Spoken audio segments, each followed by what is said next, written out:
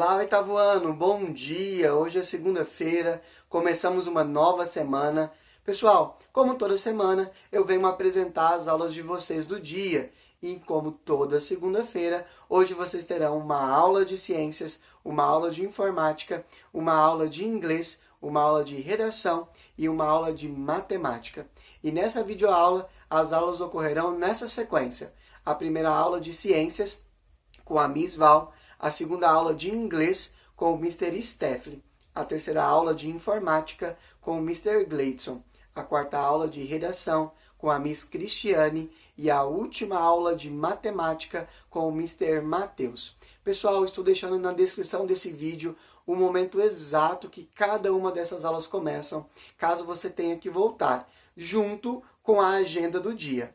Passem essa agenda para a agenda de vocês. Não perca esse hábito e vale lembrar daquela dica. A atividade do dia deve ser realizada no dia. Não deixe, pessoal, que a sua atividade de homework se acumule ao longo da semana. E caso você venha ter alguma dúvida, lembre-se que você pode nos procurar pelas nossas redes sociais, ok? Ou pelos nossos números já fornecidos a vocês lá no Instagram, tá? E no WhatsApp.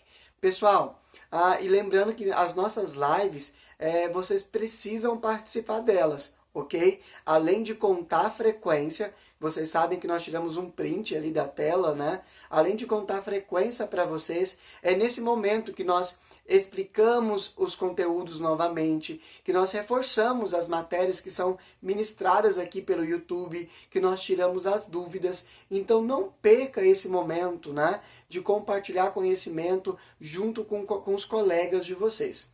No mais, eu desejo a vocês uma ótima segunda-feira, bons estudos e até amanhã. Fiquem com Deus.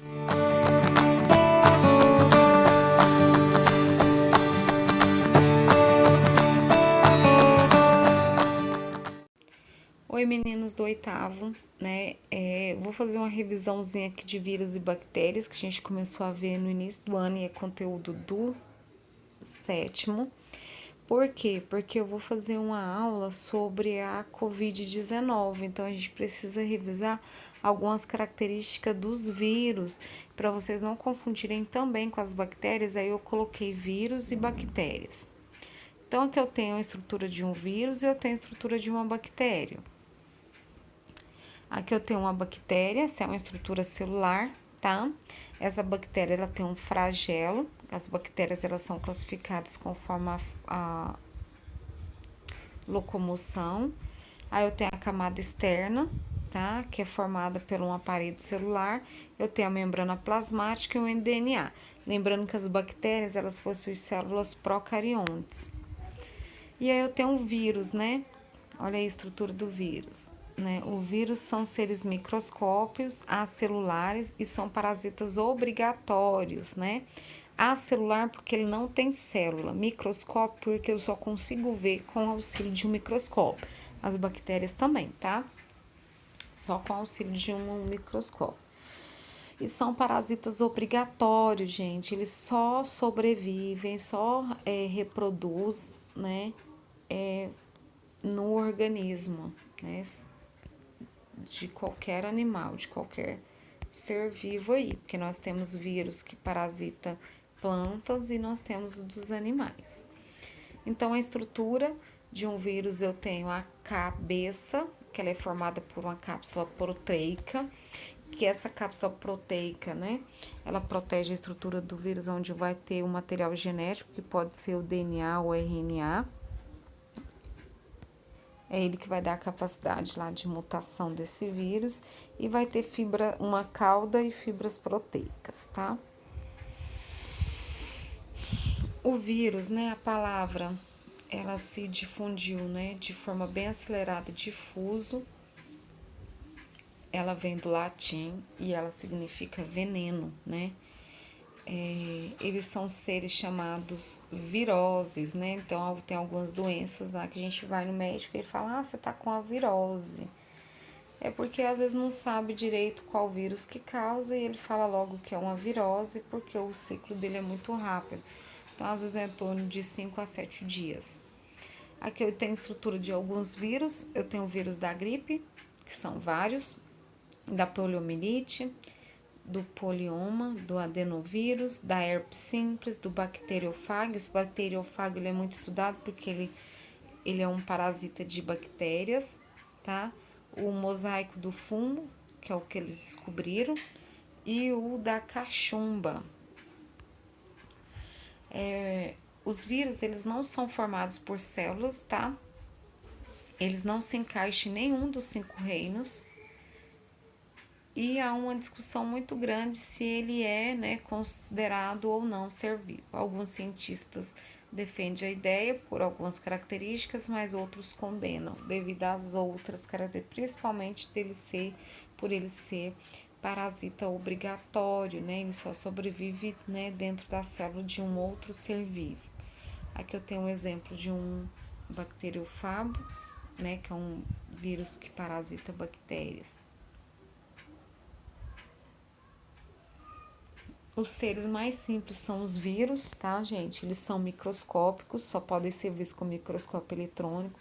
Não tem organização celular, porque eles não são formados por célula. Não respiram e não se alimentam, tá? São formados por uma única molécula ou de DNA ou RNA, que é envolvida por uma camada de proteína. Os vírus, eles causam doenças e causam infecções chamadas de viroses. Eles podem parasitar pessoas, outros animais, tá? Plantas e organismos unicelulares. Quando não estão se reproduzindo, não se manifestam em nenhuma atividade vital, tá? Entretanto, um único vírus é capaz de originar milhões de novos vírus em algumas horas, quando eles invadem uma célula hospedeira. Já as bactérias, meninos, eles têm, né, são unicelulares, tem uma única célula, são procariontes, né, o material genético é disperso no citoplasma, não tem uma membrana celular. Podem ser autótrofas ou heterótrofas. Autótrofos, no caso, são as bactérias decompositoras. Podem formar colônias, são microscópicas, e elas são encontradas em todos os lugares, tá? Inclusive no nosso organismo.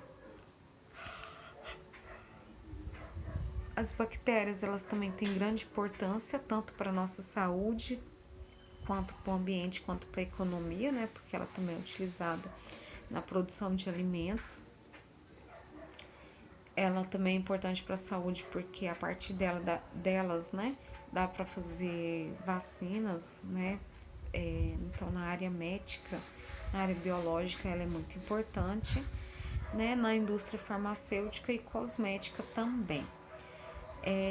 Ajuda na decomposição de matéria orgânica morta, né? E o processo de decomposição ele vai ser efetuado tanto por bactérias, chamadas de bactérias aeróbias, como as anaeróbias. Aeróbias são as bactérias que precisam do gás oxigênio. Anaeróbias são aquelas que não precisam do gás oxigênio. Peguei aqui alguns nomes, né? Alguns tipos de bactérias que são comuns, né? Que é o do botulismo, da cólera, a febre maculosa, né? A leptospirose e a meningite, né? Botulismo, gente, não higienizar as latas, né? Quando você compra na hora de colocar na geladeira, ou então o processo agora que a gente está fazendo dos cuidados, né, com a higiene, a gente já deveria ter a cólera, né, lavar bem os alimentos e as mãos, a febre maculosa, que é causada pelo carrapato estrela, então manter os animais limpos e saudáveis, a leptospirose, né, que é da urina do rato, e a meningite também, que a gente tem que ter cuidado e também tem que evitar passar pro outro. Eu peguei aqui uma curiosidade, nós estamos no meio de uma epidemia, né, que já dura alguns meses, né, e ela tá desde dezembro de 2019, né, eu vou fazer, terminando uma aula sobre isso para passar para vocês. E ela não é a única, né, epidemia na história do mundo, né? nós tivemos entre 1918, eu só trouxe uma, tá? Mas nós temos outra. Nós tivemos a gripe espanhola, né? Que surgiu na Ásia, espalhou-se pelo mundo e matou 40 milhões de pessoas. Eu estava vendo um documentário sobre a gripe espanhola. Na verdade, né, já conseguiram provar que ela começou nos Estados Unidos, só que eles abafaram o caso, né, não deixaram divulgar, né, principalmente entre os soldados.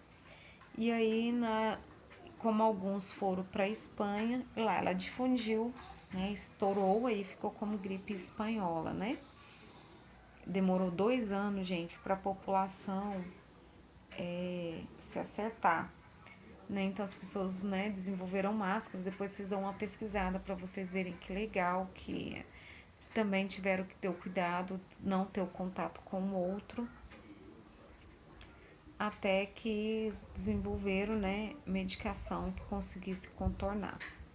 Então ela provocou 300 mil mortes, né? Então a Covid-19, nós já chegamos lá, acho que mais de 6 milhões, né? Que o Brasil já tá com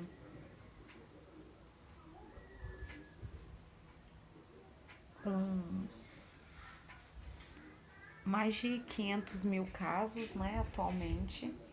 Casos, tá, gente? Pessoas no Brasil inteiro. Lembrando que o nosso país ele é grande. E aí, tantas bactérias quanto os vírus, né? Eles ativam nossas defesas naturais. Então, nós não ficamos doentes o tempo todo, porque nós temos defesas, né? Que vai aí combater os vírus e os outros micro-organismos, como as bactérias. Essas defesas são os anticorpos, né? Que são substâncias que ligam aos invasores e ajudam a destruir. Cada tipo de anticorpo ele vai atacar um determinado micro-organismo. Aqui eu termino a nossa aula, não vou colocar a tarefa de casa, e tem exercícios lá na plataforma sobre a aula de quarta, que é sobre os tecidos. Então eu solicito que vocês postem as atividades lá na plataforma para mim, que ela vale nota, tá? Então não tem a tarefa hoje dessa aula, mas tem a outra da passada que é para vocês fazerem para mim, ok? Beijos e até.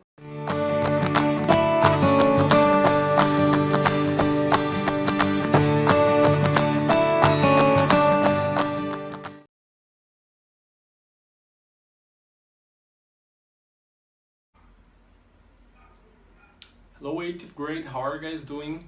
Então galera do 8º ano, no vídeo de hoje nós vamos estar trabalhando com o tema de time. E aí, sabe o que significa time?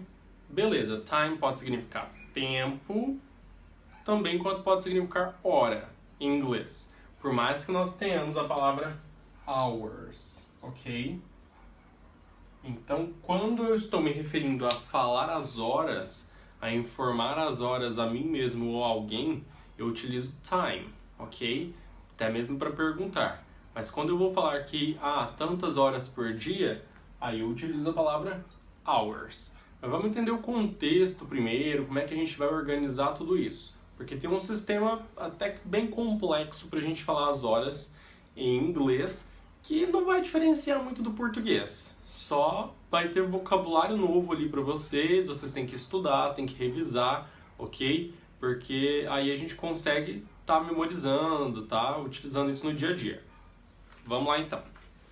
Beleza, para eu primeiramente trabalhar com time, eu preciso saber qual é a pergunta sobre as horas. Então, quando eu estou passando pela rua, estou na sala de aula, estou na escola ali, quero saber as horas. Pergunto para alguém, que horas são? Em inglês, a pergunta é, what time is it? What time is it? Aí a resposta vem, it is, são, e aí eu vou responder, it is 9 o'clock, ok? Então, sempre que eu quiser saber as horas, a pergunta correta para isso vai ser, what time is it? What time is it? What time is it? What time is it? Não muda, essa é a pergunta para as horas, ok? Beleza. Agora eu tenho que avaliar 3 coisas importantes que eu tenho aqui, ó. Que eu tenho nesse quadrinho, após essa chave. Primeiro, sempre que a hora for exata em inglês, ou seja, no relógio digital, sempre que for 00 ou num relógio de ponteiro, a gente tem o digital e o pointers. Então, sempre que no digital for 00, certo? E sempre que aqui no ponteiros, no pointers, o ponteiro maior estiver cravado no 12, que é uma hora exata, nós temos o o'clock. Então, no final dessa hora, quando a gente escreve por extenso, ou quando a gente está pronunciando as horas, a gente está respondendo a pergunta de what time is it, eu estou me referindo a isso, a justamente isso, ok? Então, hora exata, o'clock. Mantenha isso na cabeça. E o meu dia ele é dividido em duas partes. Uma é AM e a outra é PM. Vamos entender então o que vai diferenciar cada uma dessas duas partes ali. O AM, ele significa antes do meio-dia. E o PM, pós-meio-dia. Então essa é uma tradução que a gente trouxe, que não é bem do inglês, óbvio, né? Mas a gente tem uma assimilação bacana para fazer. Então se eu tenho de 0000, que é meia-noite, até 11h59, ou seja, um minutinho ali para o meio-dia, eu tenho AM, antes do meio-dia. Se eu tenho a partir de meio-dia até 11h59 da noite, eu tenho meu horário PM, pós-meio-dia, certo? Que também eu vou ter que utilizar para entender as horas na parte escrita, ok? Nem sempre eu preciso falar ela, porque a gente está no dia a dia. Se eu te pergunto as horas, geralmente a gente está na rua, a gente está num lugar público, ou mesmo em casa, eu vejo que o tempo do dia, eu vou saber pela noção se está de manhã, se está de tarde, se está de noite, eu vou fazer essa assimilação. É basicamente na hora de escrever. Então vamos entender aqui, ó. Beleza, ali eu tenho os exemplos. 0000. Em inglês a gente chama de midnight. E meio-dia, midday. Eu já poderia de cara colocar midnight o'clock. Por quê? Porque é uma hora exata. Então é meia-noite em ponto. Midday o'clock. Ok? Por mais que o midday não é tão usado. Geralmente as pessoas falam 12 horas. Ok? Beleza. Em inglês, um outro porém é que as horas, quando faladas, elas somente vão do 1 ao 12. Ok? Deu pra entender? O nosso dia tem 24 horas. Então digamos que eu tenho 12 mais 12. Certo? As minhas horas só podem ser pronunciadas como se fosse num relógio de ponteiros. O meu relógio digital, ele vai de 0000 até 23h59. Em inglês, eu posso criar um relógio digital e escrever que são 23 horas, mas eu não posso falar que são 23 horas, ok? Então, até o momento ali das 12 horas, certo? Onde começa às 13, que é 1 da tarde, eu volto na minha cabeça que ali é 1, 2, 3, 4 até as 11 da noite. Até virar a meia-noite, digamos assim. Então eu nunca posso dizer, são 14 horas, são 15 horas. E isso, obviamente, eu estou falando do inglês, ok? Não mistura as coisas aí. Aqui eu tenho um relógio. O ponteiro menor, o small pointer, está no 5 e o maior está no 12. Então que horas eu tenho aqui? Então eu tenho 5. Aí eu tenho hora exata? Tenho. 5 o'clock. Mas, professor, se eu criar a partir de um relógio de ponteiro, eu não vou saber se é AM ou se é PM, porque não tem nada me indicando. Exatamente. Então, sempre que for um relógio de ponteiro, você que vai dizer se é AM ou se é PM. Vamos colocar que é AM. A hora que eu acordo todo dia. Ok? 5 o'clock AM. Fechou. Então, eu tenho minha informação, a hora, é a hora exata, certo? É 00, tá em ponto. E eu tô falando sobre amanhã, é antes do meio-dia. Agora aqui, 8.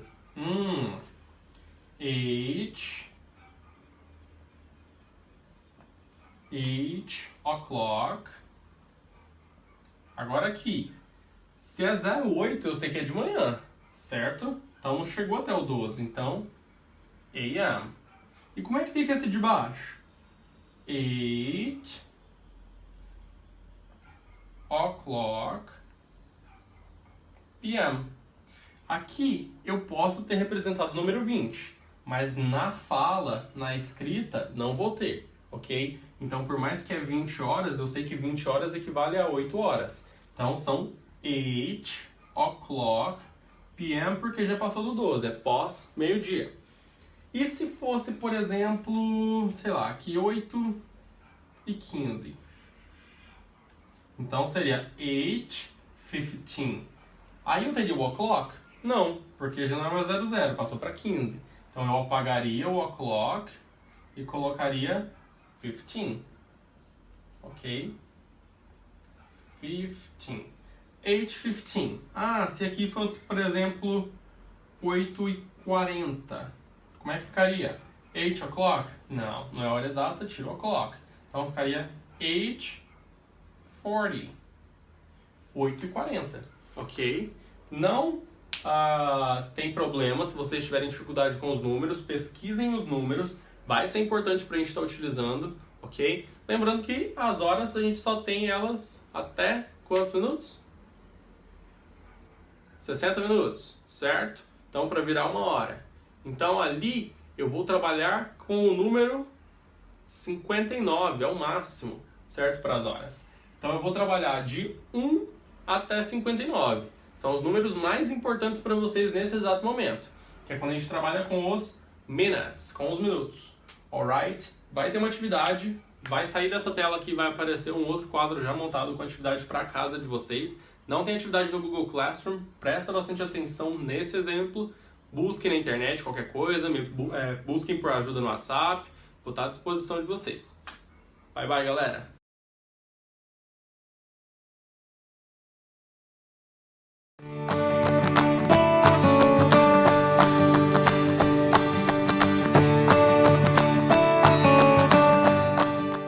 Olá, alunos, bom dia, boa tarde ou boa noite, dependendo do horário que vocês estiverem vendo o vídeo. Tudo bem com vocês? Espero que sim, espero que estejam bem. Semestre está aí já quase na reta final, quase entrando de férias. Já estamos aí seguindo junho, o mês mal começou e já está praticamente na metade, né? Quase na metade. E continuando nossa aula sobre aquele tema que a gente começou na semana passada, que são algumas dicas de cuidados com a saúde nos estudos EAD. Só relembrando que EAD é ensino à distância. Então essa aula é uma continuação da aula da semana passada. Se você não viu a aula da semana passada, eu tenho certeza que vocês viram. Mas se não viram, volta lá e assiste para vocês entenderem aí o fechamento de raciocínio que a gente vai terminar hoje. Inclusive espero que a aula da semana passada tenha mudado alguns hábitos de vocês. Alguns alunos até vieram me dar feedback, foi muito legal falar que ajudou, estão mudando aí alguns hábitos, mudando algumas coisas, e eu vou dar hoje mais algumas pequenas dicas só para dar uma melhorada aí nesse sistema de estudos. E a primeira coisa que eu quero perguntar é, vocês estão com postura correta? Estão me assistindo aí bonitinho, retinho assim, se estiver sentado, sem ficar torto? Dá uma olhada aí como está a postura, já ajeita aí na cadeira, no sofá, na cama, onde vocês estiverem assistindo, já se ajeita aí para assistir a aula, para a gente continuar aí com os ensinamentos. Dando uma rápida revisada, eu passei na semana passada, falei sobre a importância da rotina, que vocês sempre têm uma rotina, já tinham no sistema presencial, quando a gente tinha aula presencialmente. Então, agora no sistema EAD, essa rotina ela ainda é muito importante, facilita aí vocês a ter um melhor controle, a se adaptar melhor. Então, a rotina ela é fundamental, assim como vocês tinham no sistema presencial. Falei da postura, que na verdade é algo que eu já falo com vocês aí desde as nossas aulas presenciais. Vocês viram o quanto eu pego no pé de vocês para sentar direito na cadeira do computador, para ficar aí retinho, para evitar que no futuro isso cause problemas para vocês. Agora que vocês estão ficando mais tempo em frente de telas, seja de computador, televisão ou de celular, é importante manter essa postura também. Então falei da importância da postura tanto para sentar, para mexer no celular, para ficar sentado, seja para estudar, para jogar, para ver um vídeo, enfim, sempre manter uma boa postura. Falei da importância de piscar, que a luz do celular ela inibe um pouco o reflexo o ato involuntário que nós temos de piscar os olhos. Então, por isso, piscar os olhos na hora que estiver em frente à televisão, celular ou computador, para ajudar a lubrificar os olhos, evitar irritação, evitar aí problemas futuros na visão de vocês. E tinha falado sobre a importância de usar celular ou computador em ambiente iluminado. Nada de ir ali pro escurinho do quarto, apagar as luzes e ficar só com a tela do celular. Isso cansa muito a tela de vocês, Isso cansa muito a visão de vocês, gera dor de cabeça e pode gerar problemas futuros na visão, ok? Só uma relembrada rápida, vamos seguir a partir daqui. Essa dica aqui, ela é bem legal e ajuda bastante vocês. Sempre separe um local adequado para os estudos. Na hora que vocês estiverem assistindo às videoaulas, na hora que vocês estiverem fazendo as tarefas ou na hora das conferências, sempre tenham um local, não precisa ser necessariamente um escritório, separado para estudos. Seja com uma mesinha, seja com um espaço onde você possa ficar confortável e possa focar. Evitem, pessoal, isso ajuda até a vocês absorverem melhor os conteúdos. Evitem assistir as videoaulas deitados na cama, evitem participar das conferências deitado na cama, porque o cérebro tem que entender que você está fazendo ali uma ação formal, uma coisa importante, uma coisa que vai levar uma atenção. Quando você está na cama, você está relaxado, o seu cérebro está ali tranquilo, porque você está num ambiente de descanso. Então, por isso é complicado estudar no seu ambiente de descanso, porque o cérebro ele confunde um pouco as coisas, e aí às vezes você não consegue ter aquela atenção, aquele foco que você deveria ter na hora de assistir uma aula ou de participar de uma conferência. Então, se você tem uma mesinha, se você tem um espaço onde você pode se sentar, um espaço que não tenha distrações, eu vou falar sobre isso, um espaço mais formal mesmo, sempre vá na hora de estudar. Você vai fazer a tarefa, você vai assistir uma videoaula, você vai participar de uma conferência, separar aquele lugarzinho ali para você sentar adequadamente e, de preferência, sempre sentado, não assistir as aulas deitado ou andando, fazendo outras coisas. Tem um momento ali, o seu local adequado para estudar. Então evitem a cama de vocês na hora de assistir uma videoaula, na hora de participar de uma conferência. Isso ajuda a fazer o cérebro entender que é algo ali mais sério, você precisa ter mais foco. E cama é lugar de dormir, de relaxar, isso atrapalha um pouco na hora de estudar. Então tenha sempre um lugarzinho reservado. Não precisa ser um escritório com uma super estrutura. Você tem uma mesa, você tem uma cadeira, e se você tem ali um pouco de silêncio, consegue se concentrar, já é um lugar ótimo, já é um lugar excelente. Mas evitar as camas, tá bom? Principalmente na hora de participar das conferências, das lives. Isso vai ajudar bastante vocês. Façam isso. Quem assiste aula nas camas, começa a assistir formalzinho, em um lugar mais adequado. Vocês vão ver que vocês absorvem o conteúdo muito mais fácil. Evite distrações. Estudar em casa é difícil, ainda mais difícil por isso, porque quando você está ali na escola, você está ali em todo um ambiente preparado para isso, você está ali numa sala de aula, você tem professor, você tem toda uma estrutura que te ajuda a associar que você está em um momento de aprendizado. Quando você está em casa, é um pouco mais difícil, porque você tem a sua família em casa, você tem a televisão, você tem o celular, você não tem um professor ali na sua frente te olhando para observar se você vai ou não ficar se distraindo. Então, no ensino EAD, é muito importante, pessoal, que vocês tenham esse foco. Isso já ajuda com a primeira dica ali da rotina. Se você estipulou que de tal hora a tal hora você estará estudando, não faça mais nada além de estudar. Estudar pelo celular, pelo computador, também é um pouco mais difícil, porque você sabe que tem ali os joguinhos, tem ali as mensagens chegando. Às vezes você está assistindo uma videoaula, chegou uma mensagem na tela. Evite essas distrações. Tenha um foco, pessoal. O foco ele é muito importante e é foco que leva vocês aonde vocês quiserem.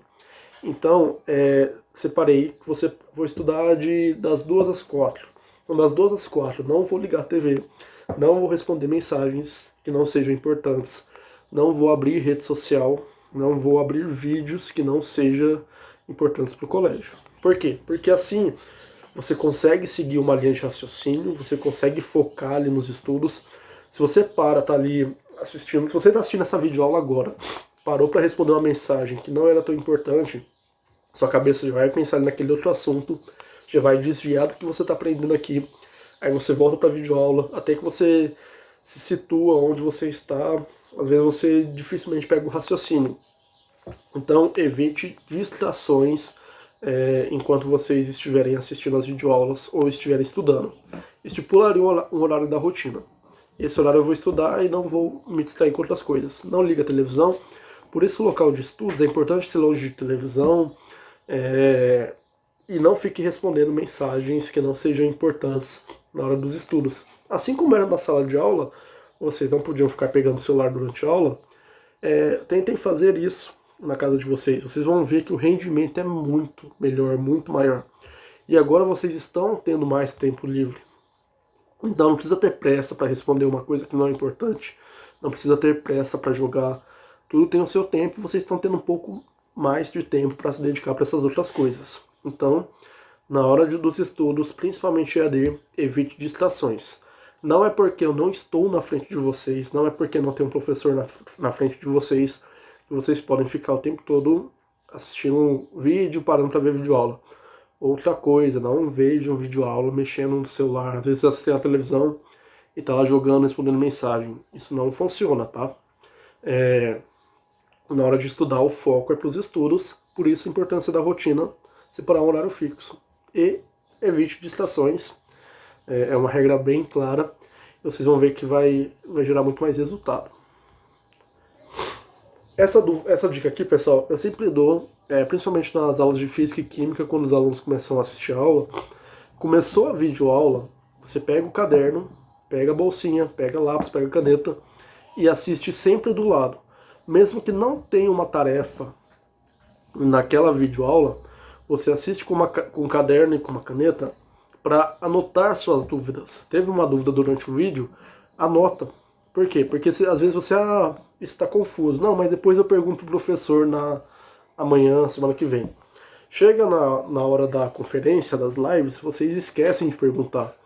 Então, aí essa dúvida fica lá na sua cabeça e futuramente, quando você voltar naquele conteúdo, aquela dúvida irá voltar. Então, começou a assistir a videoaula, primeira coisa, caderno e caneta, anotem as dúvidas de vocês. Por quê?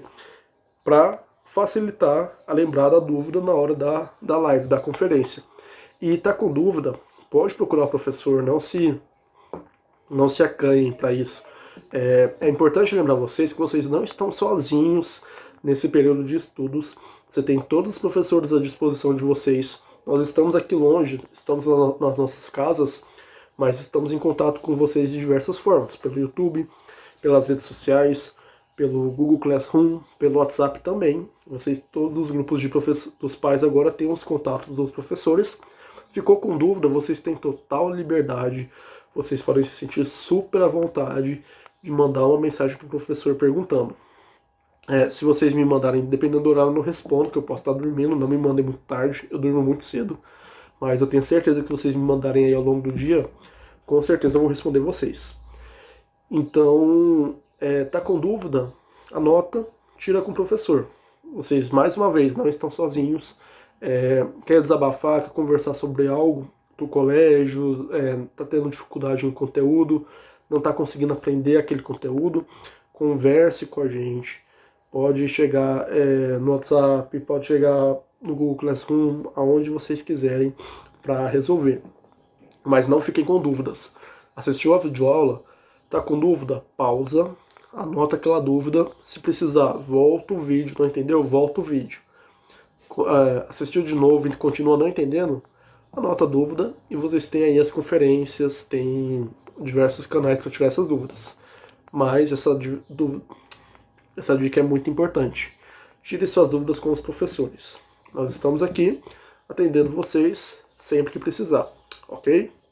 Seguindo para a nossa última dica e uma na verdade, nem bem uma dica, é uma reflexão para a gente fazer, sairemos desse período ainda mais fortes. Então, pessoal, esse período aí eu tenho certeza aí que tá ruim para muitas pessoas, foi algo que pegou a gente de surpresa, mas vai passar, não é algo que vai durar para sempre, esperamos aí que o mais breve possível, e tenham aí a consciência de que nós voltaremos melhores do que nós começamos nesse período. Quando vocês voltarem para a sala de aula, eu tenho certeza que no primeiro dia de aula, quando vocês sentarem ali na cadeirinha, naquela sala de aula, vocês vão estar extremamente felizes, vocês vão dar mais valor a esses momentos que antes vocês achavam chatos, às vezes reclamavam, nossa, que chato ter que ir para a escola de novo. Tenho certeza que agora que nós passamos por tudo isso, quando a gente voltar, vocês vão voltar ainda mais fortes. Vocês vão aprender, já ter aprendido aí, sem falar o quanto vocês aprenderam. Vocês aprenderam aí a mexer em ferramentas como o Google Classroom, aprenderam a responder formulários, a postar atividades, aprenderam a estudar mais dentro de casa, a ter mais foco dentro de casa. E depois que tudo isso passar, eu tenho certeza que vocês vão valorizar, nós vamos valorizar muito mais coisas que antes nós não dávamos tanta importância, porque parecia ser tão besta quanto estarmos juntos na sala de aula presencialmente, né? Não vejo a hora disso acontecer. Então eu tenho certeza que esse período, pessoal, às vezes vocês podem ficar um pouco tristes, desanimados, mas vai passar, com certeza passa, e pensem que depois de tudo isso, vocês estarão mais fortes ainda, estarão mais espertos, mais experientes, seremos pessoas muito melhores. Então, de tudo isso, se a gente pode tirar algo bom, é esse aprendizado nesse período. E mais uma vez reforçando, precisou da gente, nos procurem sempre que vocês quiserem, ok? E se colocar essa imagem de super-herói, né, para ilustrar que seremos mais fortes, não tão fortes quanto o Hulk, não tão fortes quanto o Capitão América, mas desenvolveremos a habilidade, seremos heróis tanto quanto alguns desses heróis aí. E é isso, pessoal. Uma ótima semana para vocês, bons estudos. Qualquer dúvida, vocês sabem onde me achar. Qualquer dúvida também. Tentem mudar os hábitos de vocês por base desses 2 vídeos, desse da semana passada. Tentem mudar pelo menos alguma coisinha, seja a postura, seja a rotina, e vocês vão ver que o ensino EAD vai ficar mais produtivo e mais prazeroso. E é isso, pessoal. Um forte abraço para vocês. Estou morrendo de saudades. Espero vê-los em breve. E qualquer coisa é só chamar, tá bom? Um abraço e tchau, tchau.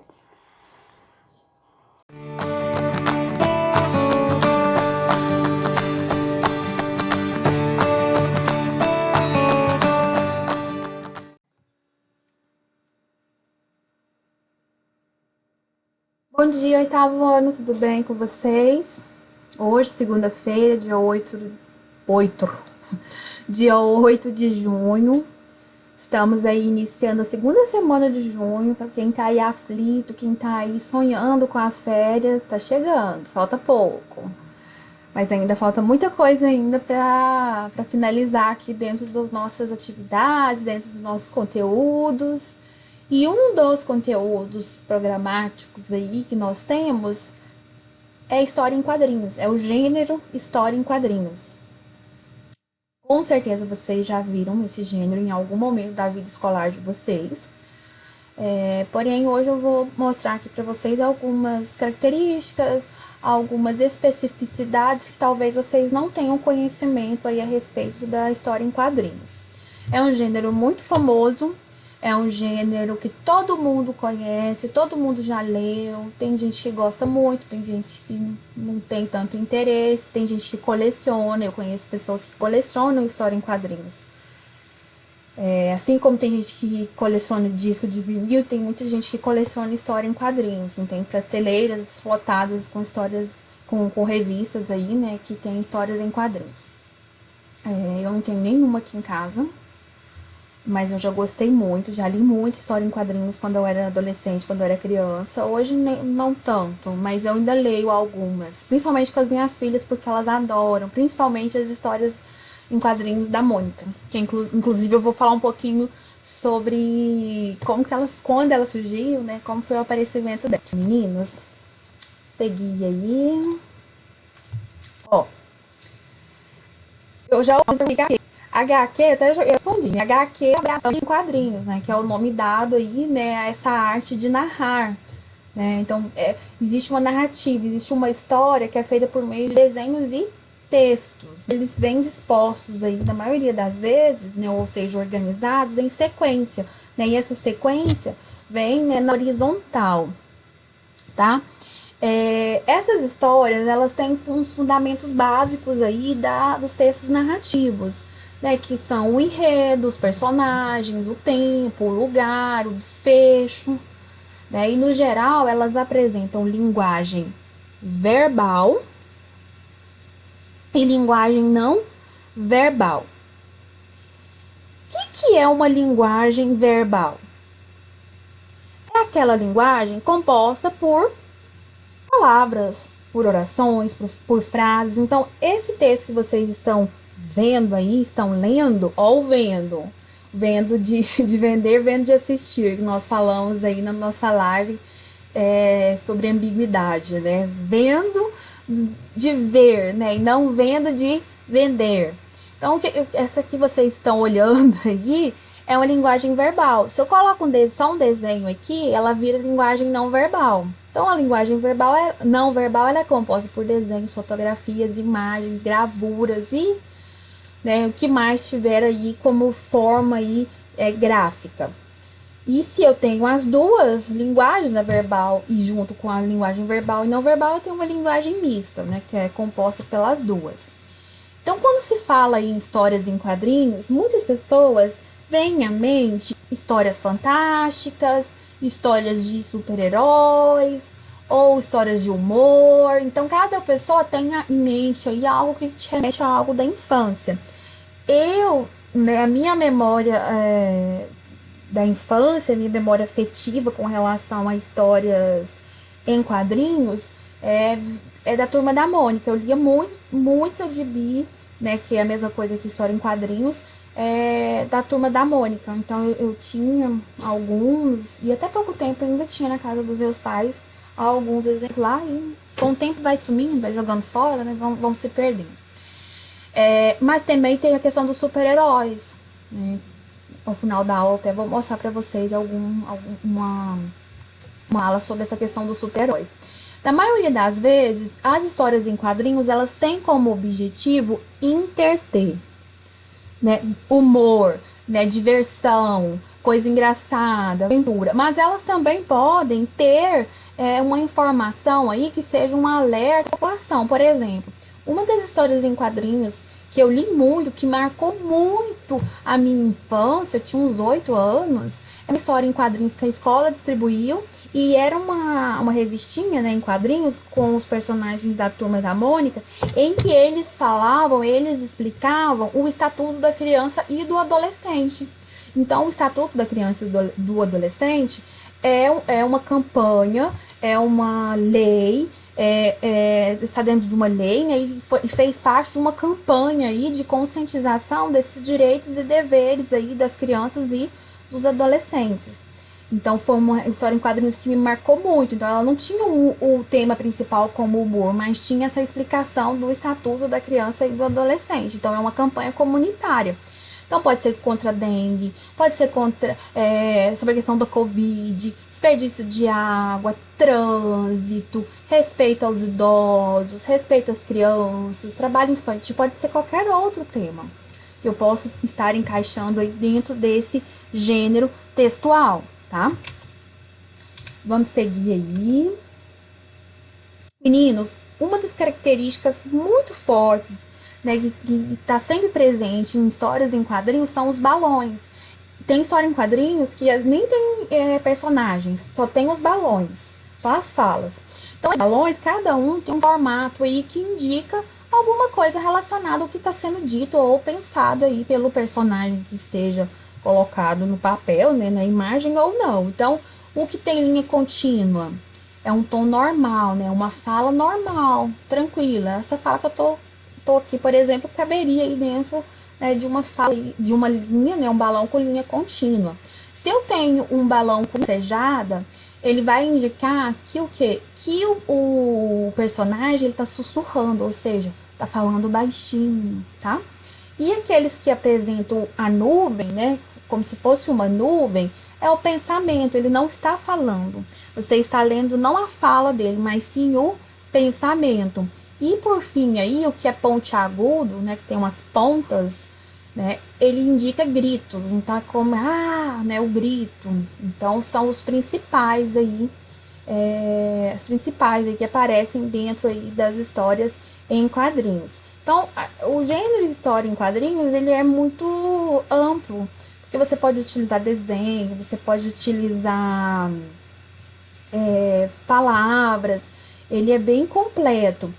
É um gênero mais leve, diferente do que nós vimos na semana passada, que era o gênero reportagem, que é um tema mais pesado, que é um tema que exige mais de você no âmbito da linguagem formal, né, pesquisa-se mais, né? Então eu encaixei esse gênero textual para essa semana para dar um alívio aí do gênero reportagem, que é um gênero mais cansativo, né? É um gênero mais demorado de ser elaborado. Dentro das histórias em quadrinhos, nós temos aí as onomatopeias. Né? O que são onomatopeias? É um recurso linguístico, né, da língua portuguesa, que ele transcreve os sons. Então, vamos imaginar que tá batendo na porta. Toque, toque.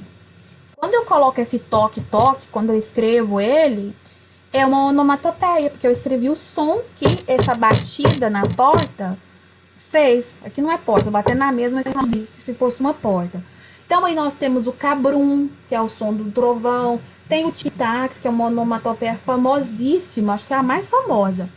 E quando se fala aí em onomatopeia, né, tem-se aí o tic-tac, tic-tac, tic-tac, tic-tac. Então, meninos, nós temos aí, que eu estava falando para vocês, a onomatopeia. Nós temos uma onomatopeia famosíssima, né? O tic-tac, tic-tac, tic-tac, né? Que é o barulho dos ponteiros dos relógios. Então, esse recurso linguístico da onomatopeia, ele aparece muito nas histórias em quadrinhos. Ele é um recurso muito utilizado. Falando aí um pouco sobre a origem das histórias em quadrinhos, o que tem, né, documentado é que a primeira história em quadrinhos ela surgiu, né, em 1894 nos Estados Unidos, né, e aí tinha uma revista chamada Truth, acho que é Truth, né, e ela foi escrita, né, essa história em quadrinhos pelo americano Richard Outcault. E aí meses, né, mais tarde, o New York World, que seria mais ou menos como se fosse o New York Times, tá? Bem famoso.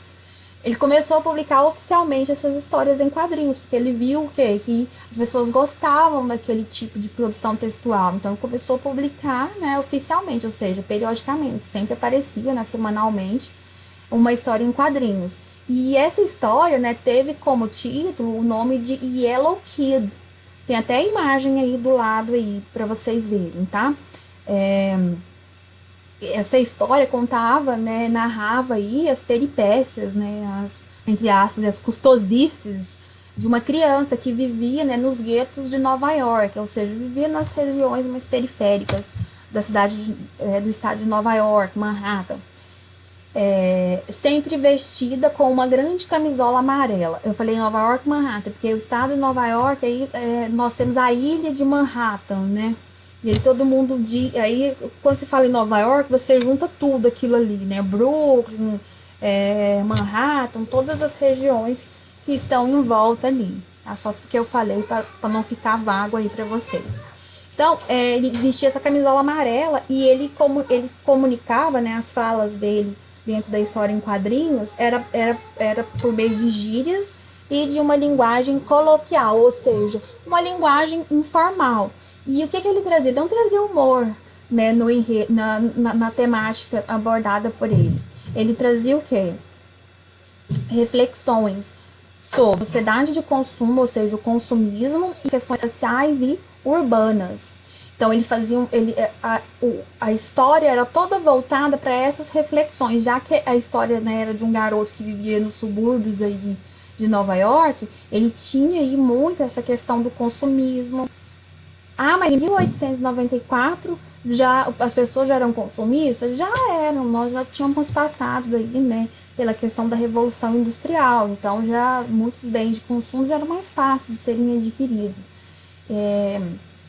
As questões raciais, que são uma questão muito forte, né, durante, né, séculos e séculos, e nos Estados Unidos e em qualquer outro lugar ainda tem-se essa questão do racismo, né, do preconceito aí das pessoas por ter uma cor de pele específica, e infelizmente isso acontece, e estamos hoje, né, hoje que eu digo, né, nas últimas semanas, acompanhando aí pelos telejornais aquele fato ocorrido, né, lá em Minnesota, nos Estados Unidos, daquele policial que pisa, né, no pescoço de um homem negro e ele pede socorro, né, para não morrer, e aquela coisa horrorosa toda, vídeo horrível, que eu acredito que vocês tenham visto, chocante aquilo, e que gerou, né, e tem gerado manifestações e uma confusão forte, não só nos Estados Unidos, mas também na Europa e em outros lugares. Então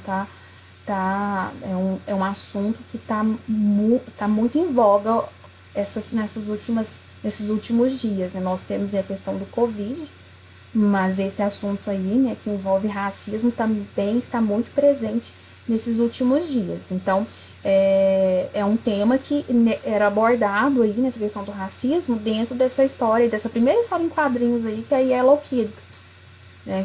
Foi a primeira que apareceu.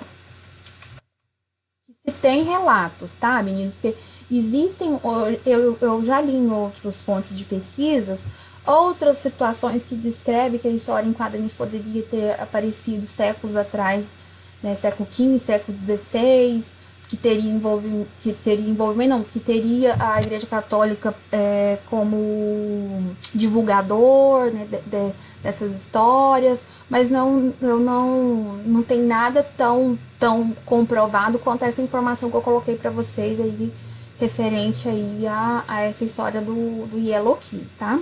Talvez vocês vão pesquisar em outro lugar, vão ver, então já fiquem cientes de que existem outras teorias, mas a que eu mais confiei e o que eu mais já vi, já estudei, é essa que eu mostrei pra vocês, tá?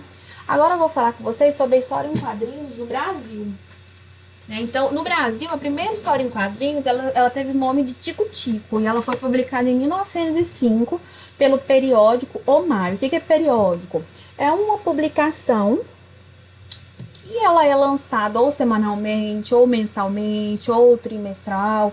Enfim, depende, né, do período aí, né, de escolha. Então, isso que é um periódico. E ela foi idealizada por um homem chamado Renato de Castro. E ele se influenciou, né, ele teve como influência uma história em quadrinhos, né, da França, francesa, chamada La Semaine de Suzette. E teve como personagem mais popular o garoto Chiquinho. Essa história aí, La Semaine de Suzette, conta a história aí de um grupo de amigos, de crianças que, né, viviam por Paris e por regiões próximas, né, e aventuras e coisas nesse sentido. Mas foi só em 1960 que o público brasileiro, né, teve um gibi, ou seja, uma história em quadrinhos inteiramente colorido. Ou seja, até então era tudo em preto e branco, inclusive essa aí do Renato. E aí, essa publicação, ela teve aí como nome A Turma do Pererê, que foi do cartunista aí Ziraldo, que vocês conhecem aí, porque o Ziraldo é o criador do Menino Maluquinho. O gibi, ele foi apresentado aí pela editora O Cruzeiro e trazia personagens inspirados na cultura nacional. Dentro dessa cultura nacional, tem até a imagem aqui do Saci Pererê. Olha aqui o Saci Pererê, ele faz parte aí da nossa cultura, o quê? Nacional.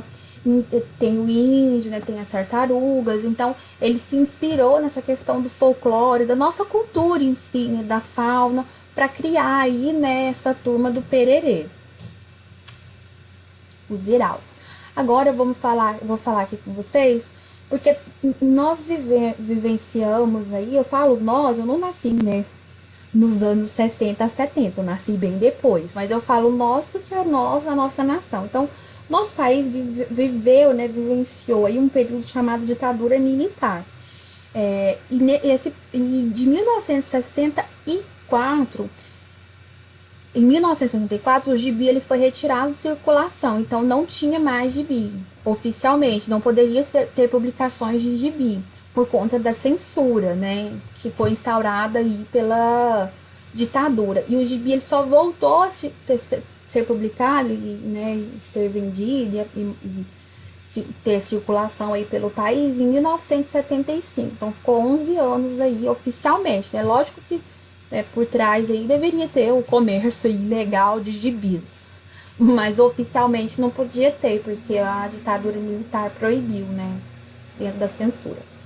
E aí agora eu vou falar sobre a Turma da Mônica, né? Ela apareceu aí também na década de 60 e é a história mais conhecida aí, né? A história em quadrinhos mais conhecida aqui do Brasil, que é a Turma da Mônica, que foi criada aí pelo paulistano Maurício de Souza.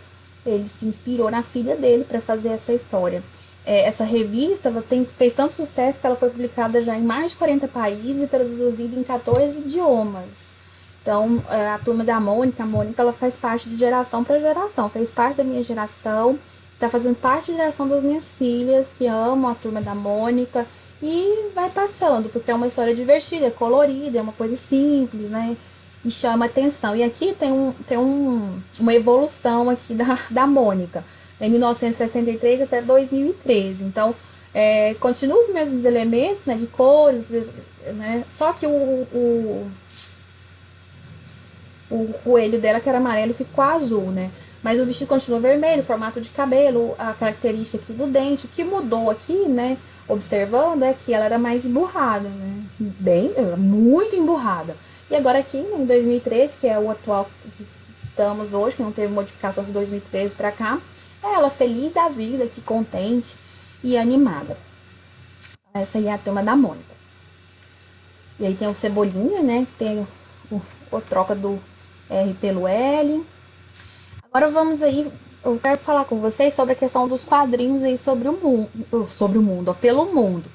Então, as histórias em quadrinhos, elas estão presentes aí em todo o mundo. Então, existem várias histórias que são muito famosas, não só no país, né? Como eu mostrei para vocês o nosso exemplo aí da Turma da Mônica. Outro exemplo que eu quero mostrar para vocês é o da Mafalda. Muita gente acha que a Mafalda é uma criação nossa, aqui do Brasil, mas não é. Ela pertence aí ao cartunista argentino chamado Quino, né? Lá no ano de 1964. E aí, né, a Mafalda ela é uma menina que provavelmente deve ter uns 6 anos de idade e ela é muito reflexiva. Ela pensa muito, ela questiona muito sobre as questões da realidade, do mundo, né? Assuntos de grande relevância. E ela é muito humanista, ela sempre pensa na parte humana do outro. Ela tem empatia, que é uma coisa que pouca gente... acho que não pouca gente, mas muita gente acho que ainda não compreende direito o que seria essa empatia. A Mafalda, ela tem empatia, ela tem o poder de se colocar no lugar do outro e sentir o que o outro está sentindo, sabe? É mais ou menos aquele ditado assim, o que eu não quero não quero pro outro. Então é uma característica muito forte na Mafalda e ela é muito conhecida por toda a América Latina. Na América do Norte é conhecido, mas nem tanto. Mas na Europa é muito conhecido. Então, se você for numa livraria em algum país europeu e você perguntar aí, falar sobre a Mafalda, eles logo já remetem à cultura argentina. Então, ela virou um símbolo argentino. E aí tem um exemplo aqui, né? As pessoas esperam que o ano que está começando seja melhor que o anterior. Aí a Mafalda vai e responde: aposto que o ano que está começando espera que as pessoas que sejam melhores. Então ela faz uma reflexão aí muito relevante, bastante impactante, até para o nosso período agora. Sugiro que vocês pensem sobre isso, né? Levem isso aí para vocês aí durante essa semana e pensem aí sobre essa reflexão da Mafalda. Outra história em quadrinhos muito famosa que aparece em prova, em livro, assim como a Mafalda, é a do Calvin, né? Ela é o notado Calvin and Hobbes. E aqui no Brasil chama Calvin e Haroldo. Ela foi criada em 1985 pelo americano Bill Watterson. E essas tirinhas elas foram exibidas em jornais até o ano de 1995. Nela, quem nós temos aí de personagem principal? Nós temos o Calvin e o Haroldo, que é um tigre. Muita gente não sabe, mas o Haroldo, ele não é de verdade no plano ficcional. Na verdade, ele é um bicho de pelúcia e o Calvin, ele é uma criança, então ele imagina que esse tigre, ele seja de verdade. E aí tem um exemplo aí de um diálogo entre eles aí, ó. Olha, eu peguei uma borboleta. Mostra, né, o potinho aí pro tigre, pro Haroldo. Aí o Haroldo fala assim, se as pessoas pudessem prender arco-íris em zoológicos, elas... Aí o Haroldo abre o pote que tá a borboleta e solta. Então também é uma reflexão muito forte aí essa quadrinhos. E também por linguagem, nós temos imagem, nós temos falas, nós temos transcrição de falas. E por fim aqui, meninos, nós temos aí mundialmente conhecido essa questão das histórias em quadrinhos aí que trata de ação e aventura. E aí temos aí super-heróis aí, Batman, o Superman, o Homem-Aranha, o Capitão América, né, que são personagens, alguns dos personagens mais nos quadrinhos. Muita gente acha que assim, esses personagens saíram do cinema e foram para os quadrinhos, mas não, é o contrário, eles apareceram nos quadrinhos e depois é que eles ganharam a versão aí cinematográfica e para o cinema. E esses personagens, eles, né, que são conhecidos mundialmente, né, dentro dessas histórias em quadrinhos, eles pertencem aí as duas editoras mais conhecidas, que é a Marvel Comics e a DC Comics, que tem os direitos autorais, né, que possuem os direitos autorais desses personagens, dessas histórias em quadrinhos. Por exemplo, autoral, você não pode, por exemplo, eu vou fazer uma camiseta e vou colocar essa imagem que tem aí do X-Men. Por quê? Se eu pedir permissão para os donos dessa imagem, porque eu tô pegando um direito autoral, né, que não é meu, tá? Só uma pontuação aí sobre essa questão do direito autoral. Deixa eu voltar aqui. Agora eu vou mostrar para vocês a proposta de atividade. Então, vocês viram, né, algumas características, exemplos aí de histórias em quadrinhos. O que eu quero mostrar, o que eu quero frisar aqui com vocês? Que as histórias em quadrinhos, elas não têm somente um caráter de humor, um caráter de entretenimento, mas elas também têm o quê? Essa questão reflexiva. Quando eu mostrei para vocês a personagem Mafalda, ela tem um caráter reflexivo.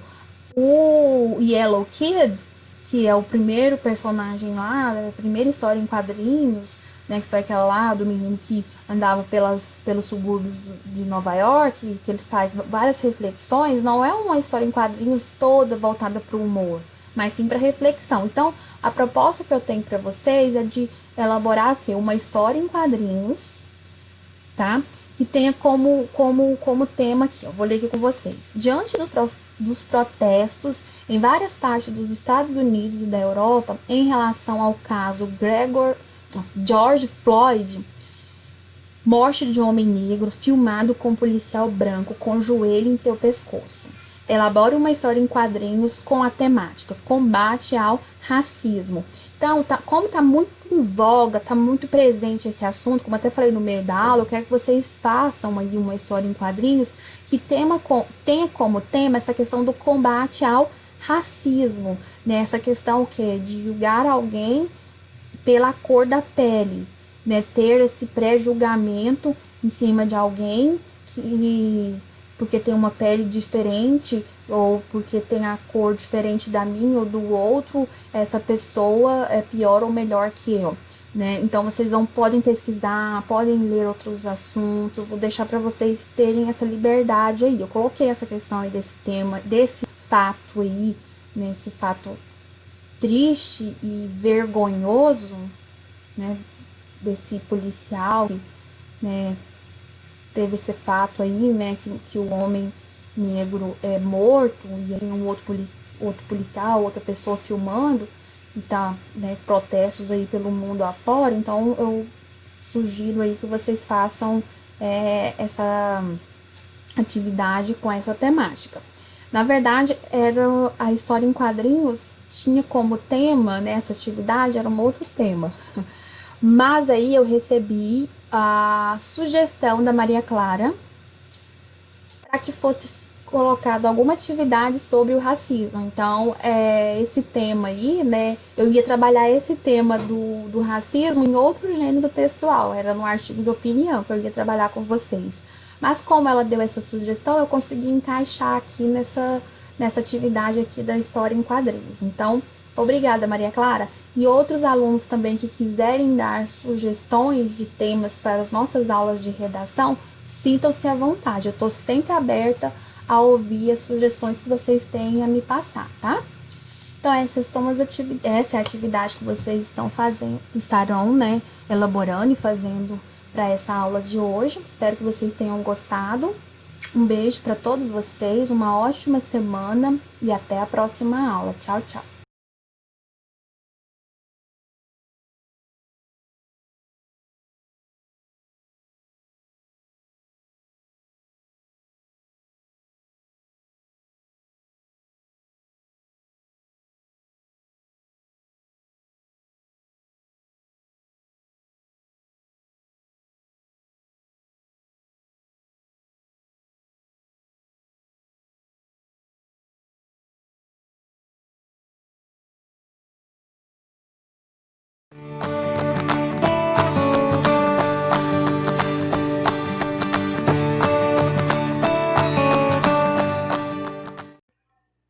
Fala galerinha, beleza? E aí, como vocês estão? A gente vai começar mais uma semana de aulas, né? E agora a gente vai aprender sobre diagonal de um polígono, tá? A gente vai aprender a descobrir quantas diagonais tem um polígono, beleza? Então, a primeira coisa que a gente precisa saber é o seguinte. Em um polígono, vamos pegar aqui um polígono, tá? Vamos pegar aqui alguns exemplos primeiro de polígono, né? Alguns polígonos. Pegar alguns. Deixa eu ver qual mais. Esse aqui. Beleza. Tá, gente. Primeira coisa. A gente precisa saber, pra gente descobrir quantas diagonais tem um polígono, pra gente não precisar ficar contando, vamos fazer o seguinte. Tem uma formulazinha, tá? Pra gente descobrir. Ó, o que a gente tem que fazer?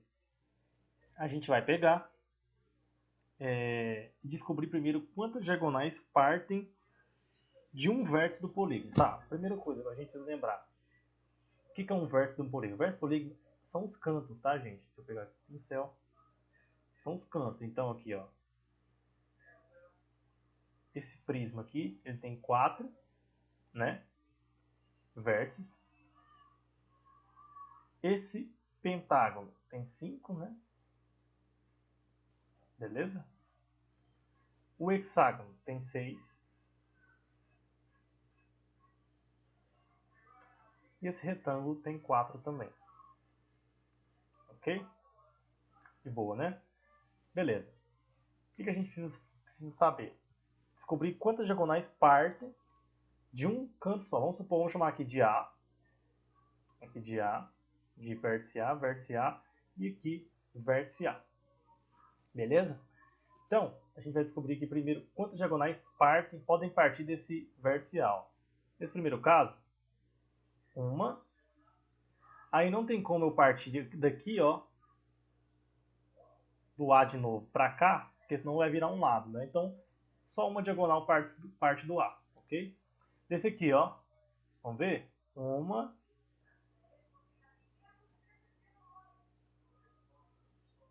duas, né? Não tem mais, por quê? Porque senão, se eu ligar daqui para cá, não dá certo, vira um lado também, então só duas diagonais partem de A. Nesse caso aqui, ó, uma, duas e, opa, e três, não é isso?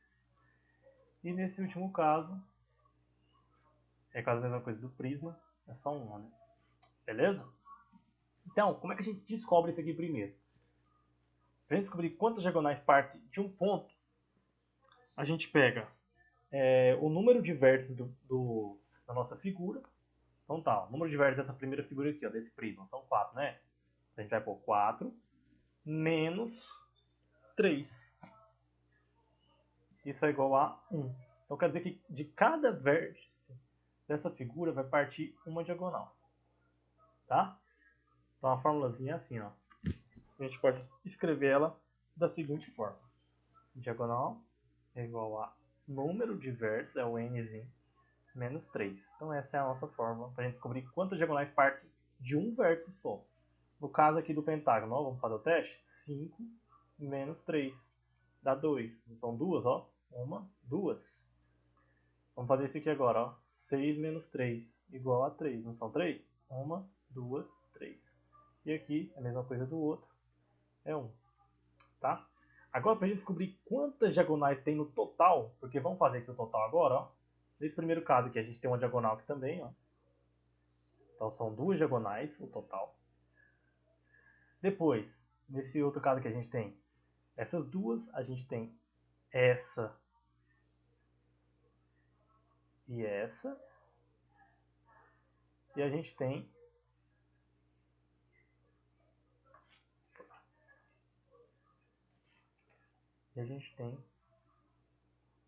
essa daqui também, certo? Beleza? No outro caso aqui, a gente tem essa, essa,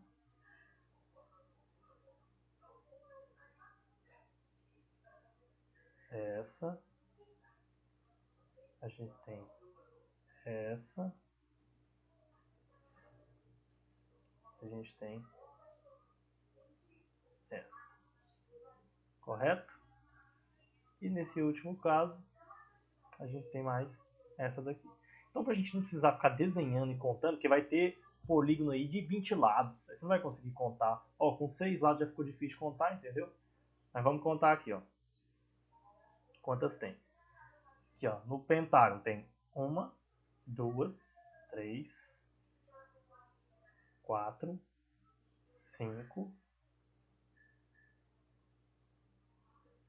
São 5, né?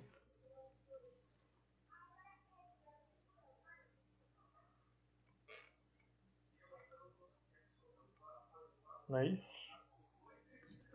É, sim. Então são 5 diagonais ao todo. Nesse daqui, ó. 1, 2, 3. Deixa eu pôr de outra cor para não confundir. Ó, 1, 2, 3, 4, 5, 6, 7, 8.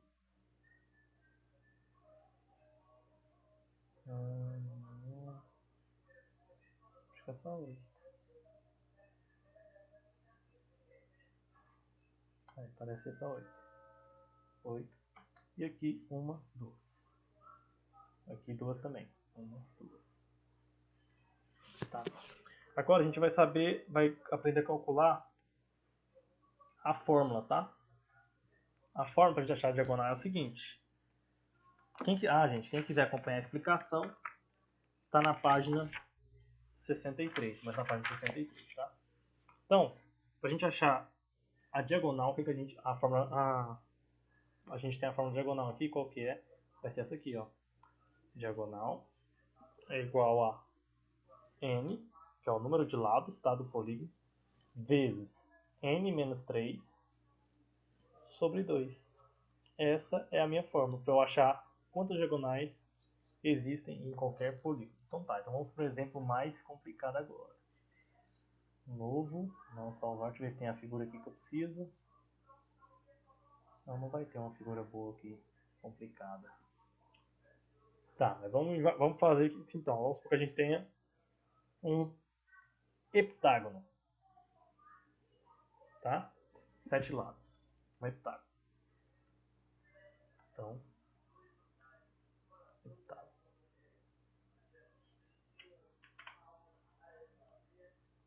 Beleza? Quantas diagonais tem um heptágono? Vamos supor que a pergunta seja essa. Então a gente vai calcular. Ó, D é igual a n vezes n menos 3 sobre 2. D é igual ao número de lado 7, é heptágono, né? 7 menos 3 sobre 2. 7 menos 3 dá 4. 4 vezes 7, 28 sobre 2 vai dar 14. Então, 14 diagonais. Beleza?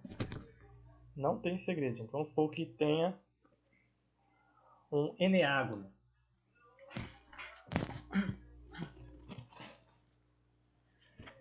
Eneágono é um polígono de 9 lados. Então a gente vai pôr, ó, D é igual a 9 vezes 9 menos 3 sobre 2. 9 menos 3 vai dar 6. 6 vezes 9, 54 sobre 2, que é igual a 27. Então terá 27 diagonais.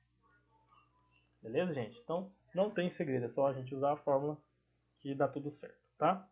Então eu vou deixar para vocês a página 64 para fazer, tá? Então, página 64. Beleza, gente? Então essa foi a nossa aula de hoje, bem tranquila, bem simples, tá? Espero que tenham gostado. E até a próxima aula. Valeu, um abraço, galera!